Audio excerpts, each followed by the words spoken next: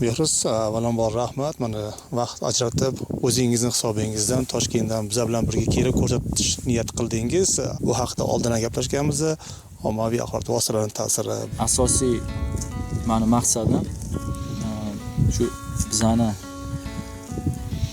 O'zbekiston aholisiga bitta narsamizni tushuntirib ko'rsatishimiz kerak. Brakonyer bilan ovchini juda ham katta farqi bor. Bu ikkita har xil toifadagi odamligini biz tushuntirib ko'rsatib berishimiz kerak. Haqiqiy ovchini afsuski hozir shunaqa bo'lib qoldiki, internet tarmoqlarida kimdir o'zini shu o'lja bilan tushgan rasmini o'zini sahifasida qo'ysa, juda ham ko'p negativ kommentariylar yozilishi boshlaydi. Sizlar brakonyersizlar, sizlar bunaqasizlar, sizlar bunaqasizlar. Hatto o'sha odam совершенно как o'sha odam butunlay qonun doirasida ov qilib o'sha o'ljasini ovlagan bo'lishi mumkin. O'shanga bu ko'proq bizani ham o'zimizning xatoyimizni, ovchilarni hech narsa biz shu yo'nalishda biz hech narsa qilmadik shu kungacha.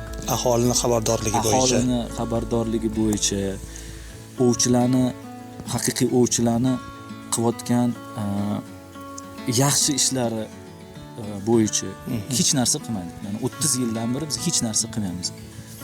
Bizning ovchilik jamiyatimiz ham bu katta kamchiligi deb o'ylayman. Hech qanaqa ish olib borilmagan shu odamlarni xabardor qilishga. Lekin juda ham ko'p ish olib borilgan. Juda ham ko'p yaxshi ishlar olib borilgan tabiat uchun. Har yili tonnalab ular baliq, kichkina baliq, malyoklarni olib ko'llarga o'zining hisobidan nima qilishadi, zaribleniya qilishadi. O'sha ko'payish uchun